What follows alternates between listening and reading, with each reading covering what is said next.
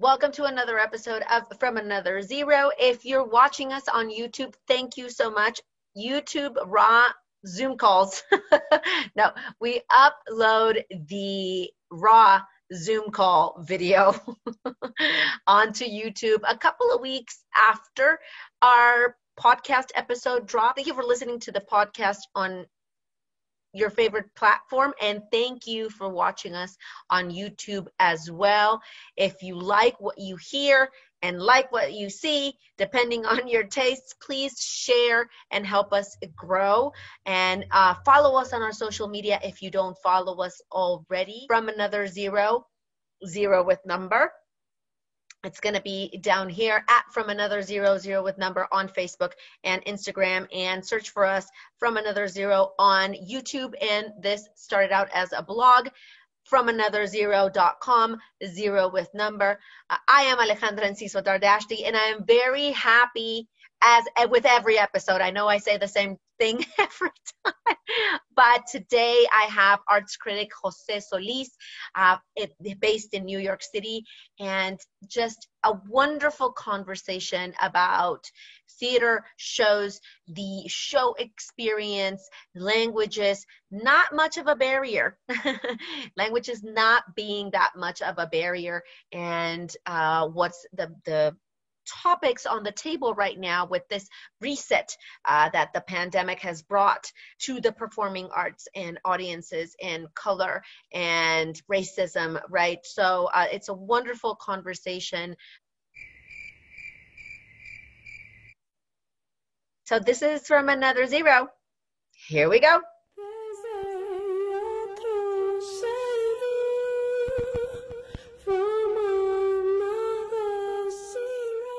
Jose Solis, welcome. How are you? Welcome to From Another Zero. Gracias, Alejandra. I love your Mexicana t-shirt. Oh, yes. I love it. Well, I know that you're like the t-shirt and baseball cap king. So, you know, I have to be up to par, obviously. Yes, I love it. I try to. I'm very flattered. Sport it everywhere I go. But, you know, sometimes people are weird, but whatever. So I always like to say, I love having people and interviewing all these wonderful people.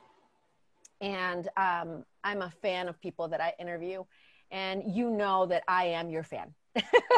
I'm your fan. I've been following you for a while. My husband was asking me the other day, how did you come up? How did you know about Jose? And I was like, well, it's kind of like he's always been, you know, like in the background with his stuff and in the news and the arts and the theater world news and stuff. And I don't know. I'm like, I feel like I've been following him for a while, and I get my feed literally now from Twitter from him, you know, and that's how it's been, you know. And I'm like, and he's awesome, and he'll always would answer my tweets, and that's how it was. And now that I have you here in the podcast, it's like, yay! I'm so happy. Again, thank you again. It means a lot. It's my pleasure, and I apologize to your husband if he has to hear about me, because I'm like, I'm sorry, Mr. Alejandra. Mr. Alejandra, I love it. He's gonna love that. No, he's very curious, actually. He's not from the industry, so a lot of things don't make sense to him. So he's like, but how? I'm like, well, there's this thing called technology, you know, and people can meet and talk and stuff, not necessarily being in the same city. And that happens. He's like, how did he answer? Like, he doesn't get those things, but yeah, it's all on its own. So I'm flattered to be here with you. Thank you. So for people that don't know, you're a culture critic. Is that what you like to be referenced as in that sense? Yes, because, you know, I started off wanting to be a film critic, but then eventually soon I was writing also about music. I was writing about TV. I was writing about food when I lived in Costa Rica. And then I started writing about theater. And when I moved to New York, I wrote mostly about theater. But I'm like, there must be a term that encompasses all of that, right? So, you know, like you can call me theater critic, film critic, whatever critic, but I feel like cultural critic encompasses all of those. Because like, we cannot just be one thing these days anymore, Alejandra, right? Like we have to be everything. We have to wear so many hats. Yep. And you started at 16. Chiquito. Really young. Muy chiquito. I was very annoying when I was a teenager. And that, because I knew that, you were born and raised in Honduras, but I didn't know the Costa Rica part. So you studied in Costa Rica. That's cool. And then you came to New York also. Well, you're very young still, but you came to New York also like young, 2012. Yeah, I was 26. Yeah, and your stuff has been everywhere. The New York Times, American Theater, TDF, stages, backstage. I mean, everywhere, all the major pubs. So that's props. How has that been for you? Because there's a lot going on right now. There's a lot. So let me start by asking you, how are you doing in these crazy times, unknown times, and especially for us that we don't know? I mean, in New York, I feel the things slowly but surely, but over here in California, it's like, it's a no. So maybe you can give us inspiration on that sense as well today. I have barely left my apartment and my block, I would say, since March. Mm-hmm. So I forgot what a person looks like in the flesh. Basically, Zoom is all I have, and Skype and FaceTime. And people think I'm joking when I tell them that my closest relationship right now is with my UPS guy. Because I see him every week, and I see him up close. And he's also named Jose. So I'm like, Jose, if you're listening, hi, my friend. I love you. You're my human right now. It says it's heartbreaking. I live in Brooklyn, and I keep telling people that I miss New York, even if I'm in New York, because it's not, it's not my city. It's not, it's like Iztapalapa, like the soul is a little bit like off right now. I say it's taking a nap because I believe that it will come back and it will be fabulous again. And right now it's off and it's heartbreaking every day. So I wish I had more exciting things to say about New York compared to California, which like you in the West Coast were doing so much better at the beginning of the pandemic. And right now, yeah. We continue to go on timeouts because, there's a behavior thing where, I don't know, I guess we want to be at home longer because, we go out and then we need to go back in and then out. So, and they say that in October, we're going to go back in. So God only knows. God only knows. But yeah. Okay, are your skies orange right now? Yes, everybody's talking about the sun being like almost red and stuff, and sadly because of the fires too. It's it's really an apocalypse time, an apocalyptic time because regardless of, aside of everything that's happening with COVID and deaths and all these crazy things, we have these fires and people losing their homes and not just being evacuated and not knowing, just coming back to nothing, no car, no home, anything. It's really bad. And it's really like if you're watching a movie, which is, you want to wake up, it's a bad dream, it's a nightmare, and it keeps on going, So it's just, I don't know, just prayer and be there for everybody and have the community come, together and that's it. And keep surviving because we are in survival mode. Also aside from the school, sometimes I'm like, oh, thank God I don't go to school. Because it's so bad for people that go to school in any level, but also the little ones that everybody's frustrated. Teachers are frustrated, parents, everybody's frustrated. So again, it's the world of the unknown. But yeah, we have pretty views. That's something that, that at least we have to our advantage. We have pretty cool views and beaches and stuff like that. So that can help. At least there's something that I probably sound like your tias, because like my favorite phrase, and I say it at least 2 times a day, is que el Señor nos agarre confesados. Yes, exactly. We have to be ready and sin-free. Or if our sins can be forgiven, because Yeah, it's really the unknown, and I think that prayer and whomever is religious or with mindfulness is one of the one of the ways to go right now, aside from vitamins. That's the other I think vitamins for the soul, that type of thing, and exercising and just I think also asking how to help. I think that also I came out with, like many other people, with this podcast during the pandemic, and that's how it's been growing, and that's how we, very slowly, but it's slowly but surely, and that's how we do it. We try to listen to people, we try to put a positive vibe out there, but continuing to talk about what is important, and what needs to be discussed, and something that also this pause has put us in, especially in the performing arts world and in the States specifically right now. And also, Jose is a fellow podcaster. I mean, he's been doing it for a while. I have only been doing it this year. But yeah, you have a podcast called Token Theater Friends. And and I want to say before that, you're not trying, you're doing. So give yourself props because you're in it already. Thank you. Yeah, it's very easy to get discouraged because you don't know what the outcome is going to be. And I don't have a big platform to just put something out there like a celebrity, for example, or a famous person, because I think there's a difference between celebrity and famous.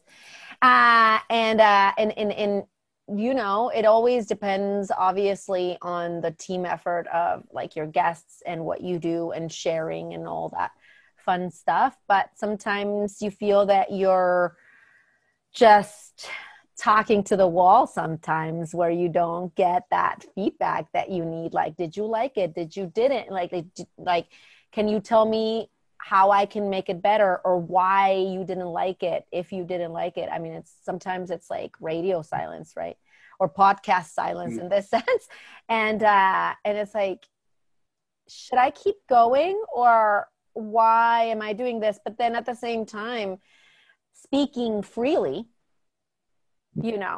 and about things that I consider to be important and can benefit the community, like the arts, is enough for me, so hopefully I can continue, the strength and keep going and grow, keep growing. Amen.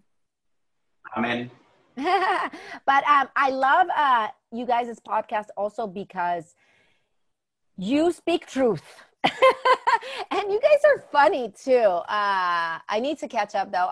The last one is the Tony Awards one, which I love that you guys were like garbage, speaking about stuff, I think that's how it should be. And with that, I want to go to my first question. Aside from your raw and sweet at the same time tweets, that's how I came to.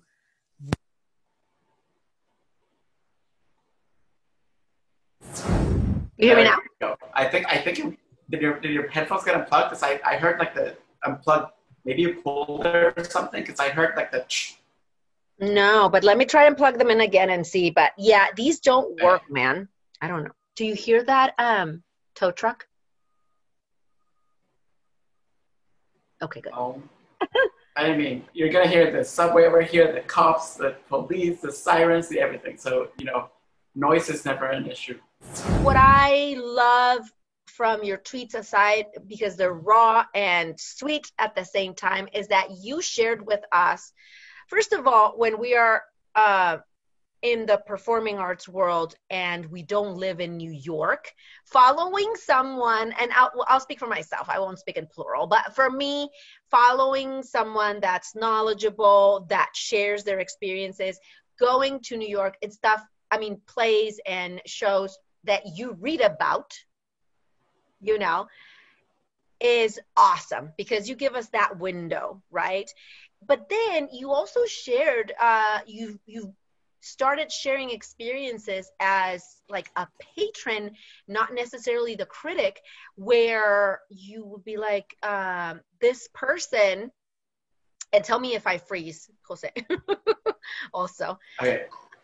This person turned and looked me up and down and said, oh, I don't think this is your seat, you know, or an usher was super rude and stuff like that. And then you would ask your audience, right? How can I make this? How can I make this better? How can I make this scene? How can I help? And then you started inviting people of color with your +1. Usually for shows, when they invite the press, usually they give you 2 tickets, yours and a +1, and you would share this with your community. And then people would also be like, I want to go, I want to go. And you're like, it's 1 ticket, guys, cut me slack, right? People started also getting, they were demanding, let's say, right? But I think it was a wonderful thing and a wonderful way to learn and share this knowledge. So can you tell me how all this process was for you? Because obviously I'm telling you as I lived it through a screen, but, you know, and see how it impacted me. So if you can share how that was with you.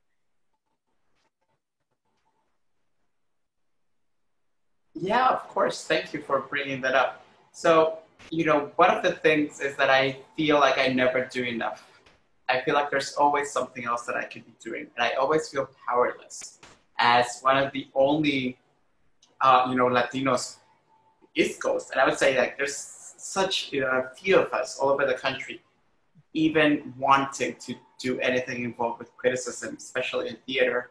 I always looked around me and it was just like a sea of old white faces. And I always felt like I wasn't doing enough.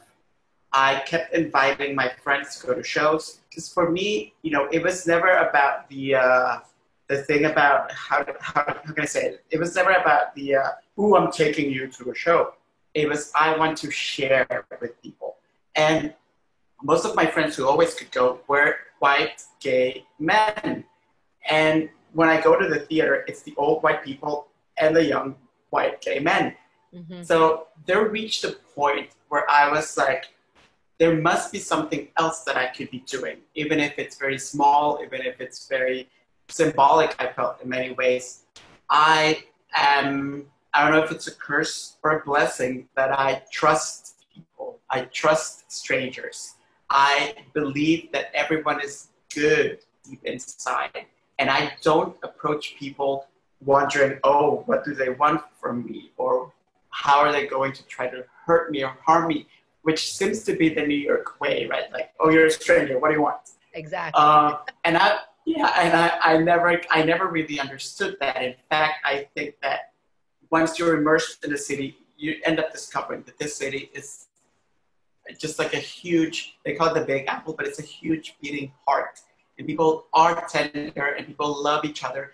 Everyone's just busy and everyone's kind of like an asshole at times, but everyone just like, you know, there's nothing more beautiful than seeing New Yorkers get together to try to help someone. And I see that every day. Well, I used to when I was outside, right? You would see people. But even right now, I mean, yeah.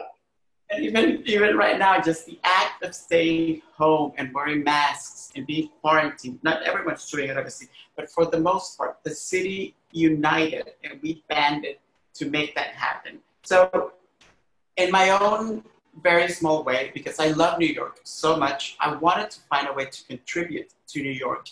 And what is more New York than sharing with a total stranger? Mm-hmm. You know, giving them advice to what train to take, what subway stop to get off at, like where to get good pizza. Don't go here because they have, you know, like roaches, all that stuff. Like we love doing that. And like you mentioned, like I wanted to do more for my community specifically.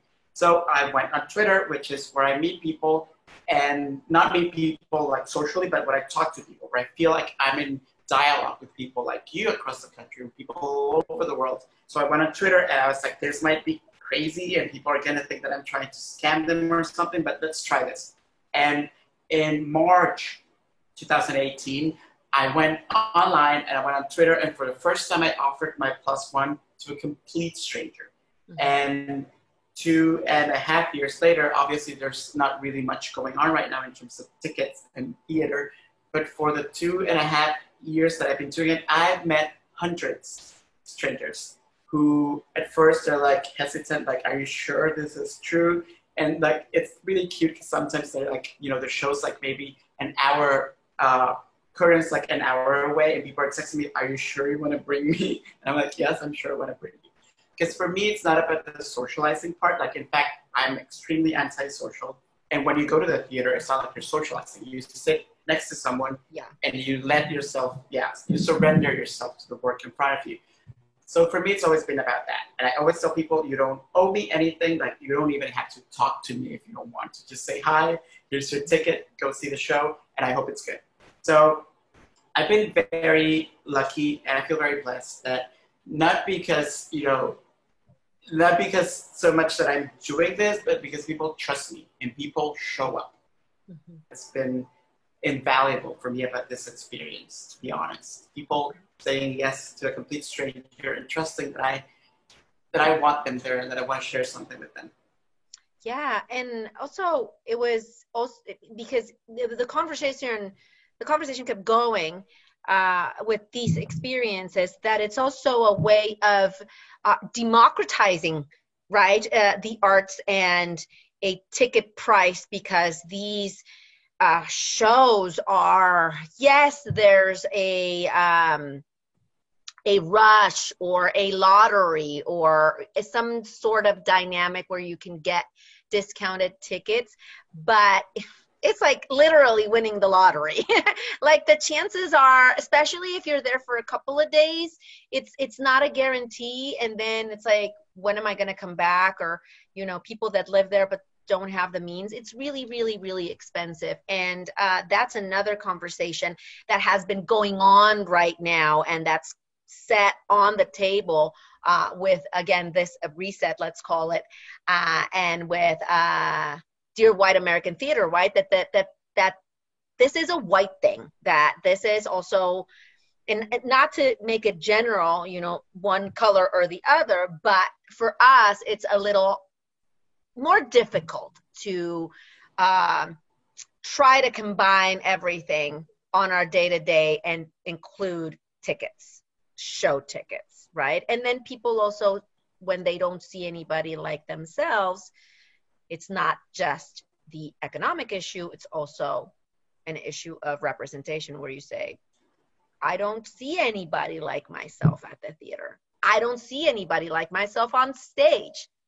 Why should I go? Right? And that was another thing that I think you lit the match on that, right? I mean, I feel it's such a fire starter in many ways, and that's never really my intention, but I really don't like injustice. And for instance, I think about my mom. My mom doesn't speak English. Like, my mom, for instance, can't read my work. My mom can't listen to my podcast. She can't watch my interviews. She doesn't understand what I'm saying, literally. Mm-hmm. But my mom raised me on Madonna and ABBA, and she would, you know, like, just dance to them and like not really know what they were singing. But that's the music that I grew up with. So my mom, you know, art is so beautiful that it transcends language. And sometimes, obviously, you know, it helps if it's like some like play, it's like a Eugene O'Neill or whatever play, like it helps to understand what they're saying. But my point is that, like, when my mom comes to America, for instance, to visit, she will go to movies and she will go to the theater. And she doesn't need to even understand what they're saying. She just needs to feel welcome. And like, if the art is good and if the art is accessible and if the art is open-hearted, people get it. Mm-hmm. So it makes me really angry, for instance, that, you know, you don't see Broadway or off-Broadway ads for Latino audiences. Mm-hmm. Like, you know, where's my, you know, not that I want this necessarily, it's just an example, but where's my Wicked ad in Univision or Telemundo? Where's my ad for, you know, the Temptations musical, for Waitress, for Hamilton even? Where are these ads in Spanish inviting people, telling them that language should not be a barrier? but that, the music, the celebration, being community is part of that. So where is all that? We don't have that. So, access in more than one ways is essential, especially when it comes to welcoming people. Like, I don't want to be somewhere where I'm not wanted. Mm-hmm. Yeah, and I love that you mentioned this, that you're pointing this out, because I started working because as a consultant with Broadway in San Diego in 2010.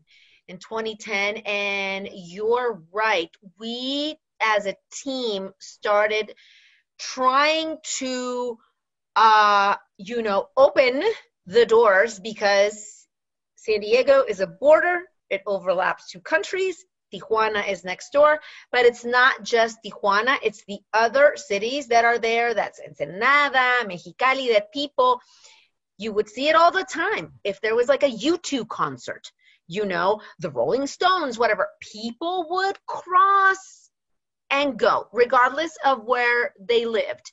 If it was Pasadena, even farther, that it was in San Diego, or Chula Vista, that's even closer when you cross the border, you would see half a TJ there, right? Half a Tijuana there. And you're like, and people would say, oh my God, because of the,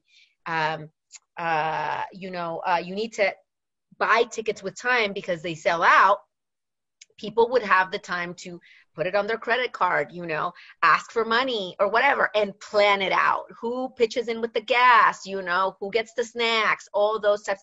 And it's this whole experience that's around it that's aside from the show itself. So what we did was trying to translate press releases, get some, radio spots in Spanish out there, some TV spots in Spanish. And even though we would get a lot of shows that blindly would say, yes, go ahead, green light, do whatever you need to do, we would also get a lot of shows that when I get super famous, I'm going to say names, a lot of shows that would say, oh no, Mexicans don't go to the theater. I don't have the budget for that. Why would I invest in that? Right? And it would be such a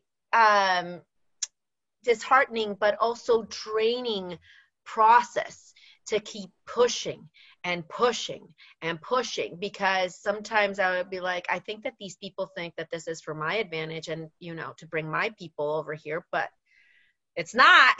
Every show has to be not geared, but talked about with everybody, because like you said, with your mom and Madonna and movies, you don't necessarily have to understand. I mean, it's the heart and the welcoming part. And then, the work. Sometimes people don't want to do the work, but that would happen a lot. And then I would get asked statistics about how many people could I bring into a show. And I would be like, well, how do you determine how many people you bring to your shows? How many English speakers come to your show? Oh, well, we have the statistic about, the ticket sale, and then who came and really put their, their behind on the seat. And I would be like, but how do you know that person speaks English? Or maybe they speak, Japanese or Chinese or another. How do you know? Oh, well, and they would go around. And I'm like, why are you, in order to give me a job, asking me for stuff that you can't even come up with, and it took me a long time to land here with that, because when they would ask me, Jose, I would be like, oh my God, I need to figure it out. I need to count.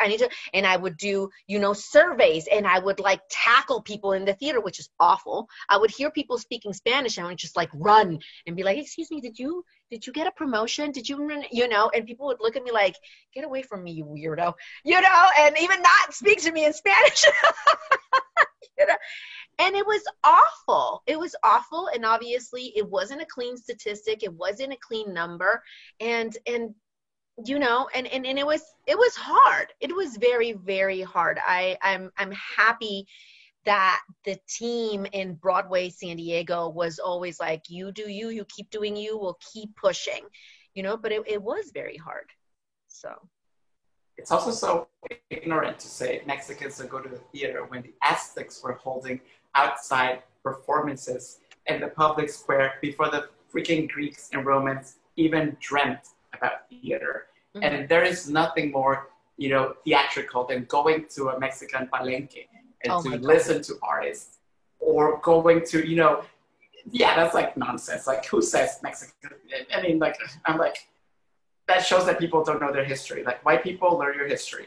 Totally. And it's also, aside from the ignorance, it's also a very basic way to look at things, because they're like, well, that's not in their language, which we already discussed. It doesn't matter. Second, if it was, oh my God, I'm like such a potato brain right now. I'm like, if there was a show like The Temptations, for example, they'll be like, that doesn't resonate with the Mexicans. And how do you know? And why are you saying what resonates with us? And again, if you have a show like Mulan, that's the controversy right now, right? That's the new Talkie of the Townie, or the current Talkie of the Townie, that it's not for me, right? Because I don't see myself there, or Little Mermaid, or whatever you want. And I'm always, always, always, when I talk to marketers and people in the business that think that way, I'm always saying, why don't you let them decide? And if they don't like it, then we can go from there. And I can assure you that they didn't like it, not because of the topic. They didn't like it maybe because a curtain was wrong, or, you know, something that doesn't even have to do with it. I've always, every time someone tried to market a Mexican show to me, I would be like, oh God, I'll pass. No, thank you. You know, I would be like, no, because it's probably not, first of all. And second, I mean, I'm Mexican. I can choose my own Mexican shows. I want to see something different. So why should I be the exception to other people, you know? And I never understood why it was so hard to understand, you know? I was like... It's like, it makes no sense. Like, you know, like I'm a champion of, like, every time that I encounter theater that's not in English in New York, I'm a champion for it. I've been to, you know, theater in Italian, German, French, Japanese, Mandarin, and obviously in Spanish. And one of the biggest complaints that people have when they go to see theater in Spanish, you know, like, for instance, like Repertorio Español is one of my favorite companies in New York City. And they offer super titles sometimes, like at the opera, for, like, you know, for most of their productions. Mm-hmm. And, like, nothing pisses me off more than hearing white people who only speak one language and barely do it complain about, oh, the super titles weren't working. And I tell them, do you tell the same to Broadway? You know, like, people go to Broadway. Why don't we have the option? Broadway is so freaking expensive that every seat should have the option for you to be able to see the super title in the language that you need. Mm-hmm. Why don't we ask Broadway to do super titles in Spanish, in French, in German, in Japanese? Why aren't we? But, like, if it's an immigrant and someone who's, you know, English isn't their native language, we have to do the work, but they don't even bother. Mm-hmm. Exactly. If we have the tours and the museums are doing it, where you just put that little phone up your ear, like, you know, in your ear, like, why wouldn't we be able to do that? And it doesn't, I don't think, if we're doing the sign language also, and we have performances slated for that, I think the option should be that as well. At least have a little blurb or something, at least, you know, in different languages, so people could be like, oh, and have a little thread when they go and see it. Because the other thing with Broadway is that people do not go necessarily for the show. They go for the leads, or to see their star, or, you know, someone that they saw on TV or movies or whatever. That's also the other thing. And now with social media, it's a totally different beast. You see, you know, little girls. I had the fortune to go to New York before everything blew up, and I wanted to meet you, and I didn't get the chance to personally. But I went to see Jagged Little Pill because I'm crazy about Alanis Morissette, and I would see these young girls 13, 12 years old. And I'm like, I'm all conservative. I'm like, this show's not for you, mija. Like, this show's not for you. Like, because it's a really, adult content kind of show, and there's abuse and stuff like that. So I don't know. I was very, I would guard, these girls, and see so many of them that I would be like, what are you doing here? The show's not for you. Again, going back to what we were talking about, people making the choices, right? But it was because so-and-so, was in the show, and they followed them on their Instagram or their TikTok or their Snapchat or whatever, and they didn't care. They just wanted to see that person live and get a picture with them, which is also wonderful, and then the parents can deal with the topic of the show. But it's another layer, I feel, that's coming into play now, that's beginning to be a part of this whole experience, that's not just the stage, or the work, like you said, all these other things. And I owe you a drink next time you're in New York. Oh my God. Yes. That in general, that's a very American thing. People like their alcohol when they go and see plays. It's a thing. In Mexico, usually you don't get that, but you do get your munchies and your like frappes and stuff. And there's vendors walking around the theater like, ice cream, frappe. And you're like, oh my God. Okay.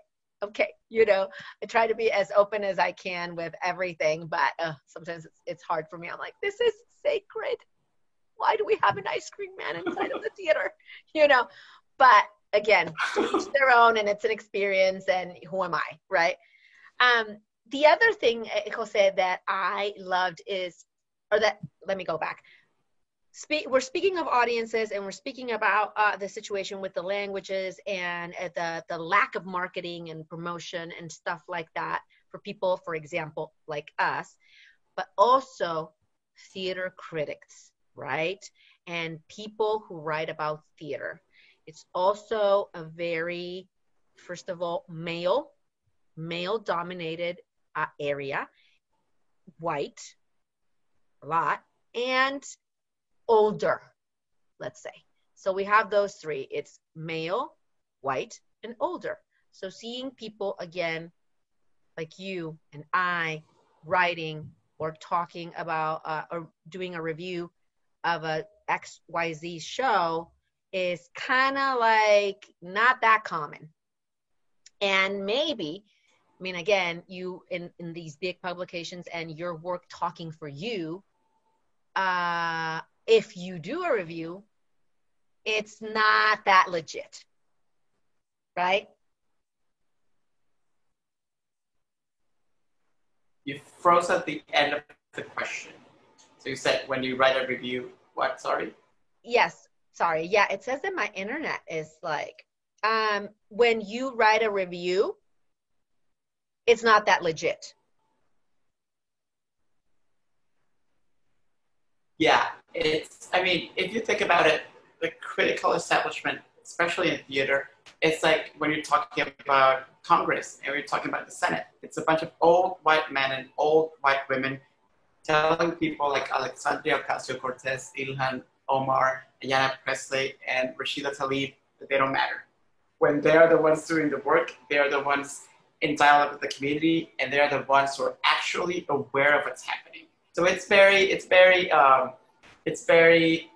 cute in a really messed up way that this rich, older white people are telling us that we don't know what's going on because they know, they have the education and all of that. It's necessary to decolonize theater criticism, and it's necessary to do it right now, and to do it, no holds barred. We can no longer wait these people to educate themselves. Even the good Democrats, the older good Democrats, even they are so in their own ways that we're never going to convince them that we're their equals. So it's time to let the new take over. It's time to have the AOCs of theater criticism take over. Because, it's just facts. Like the older, rich white people are just not cutting it anymore. Who are they talking to? Yeah. Yeah, and I love that. It's true because just as the representation on stage and in the theater needs to happen even more, let's say, or needs to happen, the writers and the news outlets, the ones that are surviving anyway, need to be that way as well and keep with the times. It's very important. And with that, you started a Theater Critics of Color program. Yes. For the longest time, I've been in New York City for 8 years, and at least 6 of those years, I've been trying actively to start a workshop for BIPOC critics. Mm-hmm. And, for 6 years, I have heard people tell me, sure, that sounds lovely. And, they treat it almost like it's like a Make-A-Wish foundation. Mm-hmm. And, like, oh, wait, let's talk about it. And people are always saying like, oh, at least we're having the conversation. I've approached every single, NGO, every single critics group that you can imagine, every single outlet that you can imagine to make this happen. And no one ever wants to actually do it. We get stuck in this like, oh, at least we're having the conversation thing, but no one wants to see the work actually be done. No one says, how can I help you today? So in the middle of the pandemic, I don't think I've ever talked about this publicly, but when I was very little, and if my brothers are listening, which probably don't, because I'm like their, uncool older brother. When I was very little, when I was like 9 years old and 10 years old, which is around the time when I knew that I wanted to be a critic, I was such a nerd, Alejandra, that you know how I spent my summer vacations from school? I would set up a little school in my house, and I would make my poor brothers absorb everything that I had learned in my grade. And I was like 3 grades above like, my next brother. So, the poor things had to listen to me talk about history, talk about literature nonstop, and they hated me. And God bless them, I get it why. The funny thing about that was that soon, like my grandma's like friends started sending their grandkids to my school so I could teach them. Oh my God, to your school, like in your room. Yeah. Yeah. So, and what we did at the end of like the summer was that I would make them do a talent show. I was a freaking dictator in my school. So I would make the kids do a talent show where we would do crafts and all of that. So, I come from a family of activists and from a family of teachers also. My mom's a teacher. My great aunt was a teacher. My grandma, who is like the person that I love the most in the world, was a professor also. And I love teaching. And I found my desire to do something for the world, as a Latino immigrant, for instance. I know it sounds very selfish, but it was very hard for me to come up with the measuring the risk and safety of me going to a protest, for instance. Mm-hmm. If I go to a protest, who gets arrested? Yeah. Who gets help? Yep. I would hear about like white men who would get arrested and be out in half an hour. And then I would hear all these stories about from Latinos and Black people who were like in a jail cell for like over 24 hours. I was too terrified to go put myself at risk of that, and also putting other people at risk just by being there. So what I did was like, how can I help? And I decided, it's about time. This thing that no one wants to help me with, you're going to make it happen. Like, you are going to do it again, like when I was little, from your own apartment, from your own room. I did, I spent hours and hours and hours researching. I obviously had like my experience from all the years that I've been working, and I developed a program.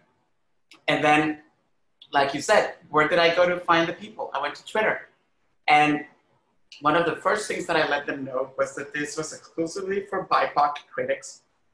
And that it was very important to me to let everyone know that I don't care if you went to Harvard. I don't care if you went to an Ivy League.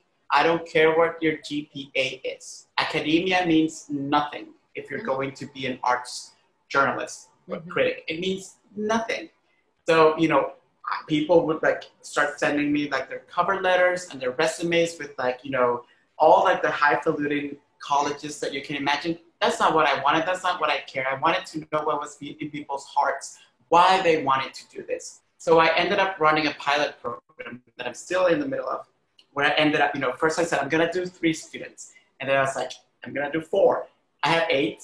And, I also like committed my own mistake. Like, I don't believe in, like power structures, especially when it comes to education. Because at the end of the day, we all end up learning about each other. So I don't call my cohort, I don't call them students or mentees or anything like that. I came up with the name Future Critics. This is what we call each other, like they're the future critics. So I learn from them as much as I hope they're learning from me. Because at the end of the day, criticism for me has always been that. It's a conversation. It's not a, me in my high ivory tower, with my gavel saying like, this place sucks, this place is amazing, Tony's for this person. That's not what criticism is. Criticism is dialogue. Mm-hmm. So I'm very grateful for Twitter because that's where I found in many ways the people like you, and the people like the cohort that, of the BIPOC critics site that I'm running right now. That's the people that I want to be in touch with. I don't care what, Mr. White, old man, rich Upper West Side thinks. If he's not in community and if he's not in conversation with us, I don't care what he thinks or what he says about anything. So I'm very excited. I'm, I hope that soon, maybe now that people see that it's possible that you can actually do the work, I hope, I get some funding. I hope I get some help. I hope I can turn this into something bigger because right now my work as an educator, I would say, that sounds very like pretentious, but right now my work as an educator and as someone who can help people become what they haven't even been told they're allowed to dream of becoming is much more important than to, to be writing for a newspaper, for instance, or for a magazine. Because again, I think of myself as a little boy where I grew up in Honduras and I would look around me. I don't know how I decided that I wanted to be a critic. To be honest, I have no idea where I even found the word critic.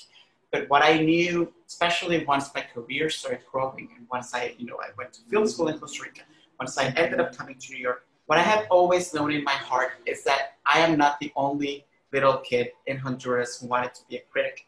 Mm-hmm. There must be someone else. And, at the beginning, you were talking about how you worry when you put out your podcast, who's listening, right? Mm-hmm. If there is one person listening, that's all that matters to me.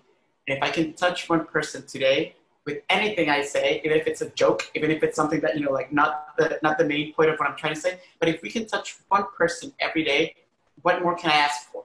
Mm-hmm. So, well, that went places. Sorry, I strayed a little bit, but that's my purpose. I want people to know that they can dream to be something that other people told them they can't dream about. Mm-hmm. Yeah, and that's, first of all, that's what we need right now. And second, it's been a long time coming. So thank you for that. Thank you. And let's do 3 things. My potato brain. My ADD is like all over the place. First, if you are listening out there and you are someone or someone that can fund this wonderful man's program, please do so. We're going to put stuff on the episode notes and, you can reach me and I can reach him. Like, it's all good. But if you are, please reach out and, be vocal about it. Second, if people want to know more about this specific one that you're doing, or if one is coming up next, how can they keep track or know more? Well, that's the thing. Like, I have no resources. Like, I wish I had a website. I wish I had places to, again, like I'm running this from my backyard. Although I'm in New York, so we don't have backyards, so find us or anything. But, I'm running this on my own. So I promise, just go on Twitter. I promise when I have some resources, when I have something to share, it's going to be there. But for now, I don't really have a place. It's also, although I'm the one who started this, I don't want this to be my program. I don't want this to be my thing. I'm dreaming of a program where I'm going to be able to hire BIPOC instructors to teach the BIPOC future critics. I don't want them listening, hearing from a bunch of old white men. We need, I want us to know what no one taught us, when no one told us, you know, like when no one told you, Alejandra, about how marketing was going to be when you started in San Diego. I want people like you to talk to the critics and let them know what the world looks like for people like us. Not in some like, you know, like woohoo, like porn, like tragedy kind of way, because that's not who we are. We have more joy than pain in our lives, I think. Totally, yeah. And that's what I want to transmit to the future critics. I want BIPOC instructors to let them know that the world has promise, has joy, and not to train them in like white, antiquated ways. Well, sign me up. I'm on board. And that the other thing, yeah, because I think I admire you. I love your work. I love, you know, your social media presence and how that is, because, you know, sometimes I'm like that.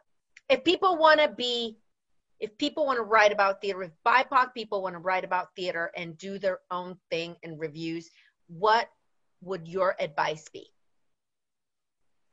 First of all, I always tell young people when I do talks in colleges and universities and schools, I always tell people that there's this white myth that we have been told about finding our voice and discovering your voice, like you're some like Greek hero. That's a lie. You already have your voice. You don't need to find it. It's yours. You were born with it. Just use it. Open your mouth if you want to do a podcast, you know, photograph yourself and like put a camera, grab your phone and put a camera in front of you if you want to do a video type of review. And if you are a writer, then write. Your voice has so many outlets and so many mediums that you can use to channel.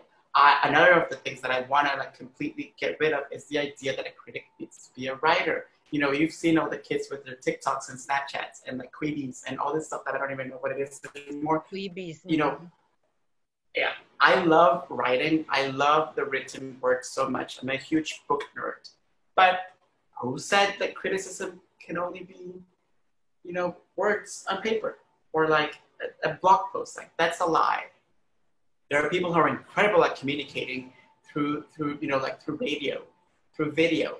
Use that. So start something. I know it sounds very like, oh my God, like so many people are doing it. Who cares? Like I said, I started when I was a little kid. You know, I was like 10 years old, and then I started a blog when I was 16.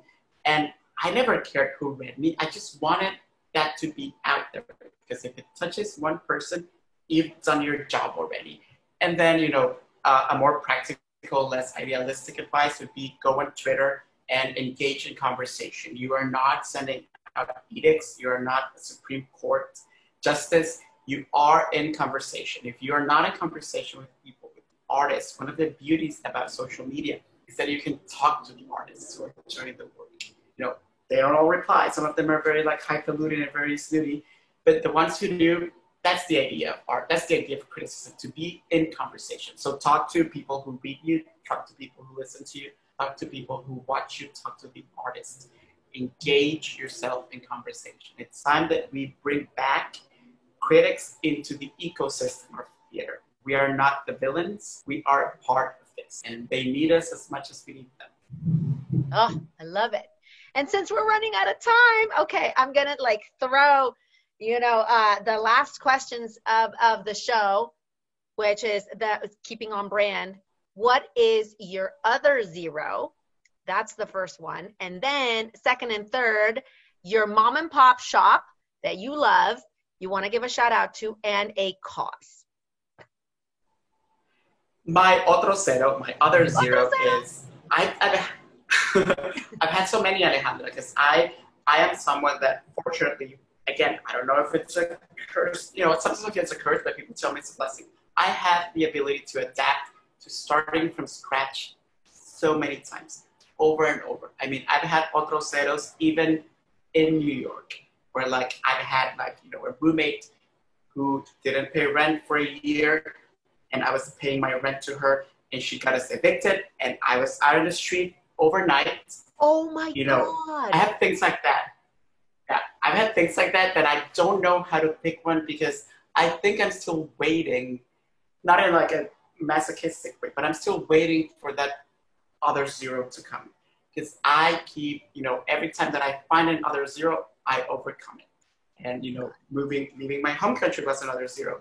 Starting my life in Costa Rica was another zero. Surviving a hate crime in Costa Rica was another zero. Moving to New York was another zero.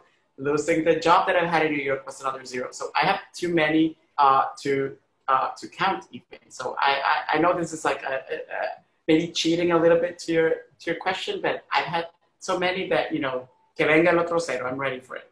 Yeah, that's the way to go. What about your mom and pop? I love the fact that you're wearing your Mexicana shirt. It's like, I promise that we didn't coordinate this, but one of my favorite shops in New York City is called La Sirena, Mexican folk art.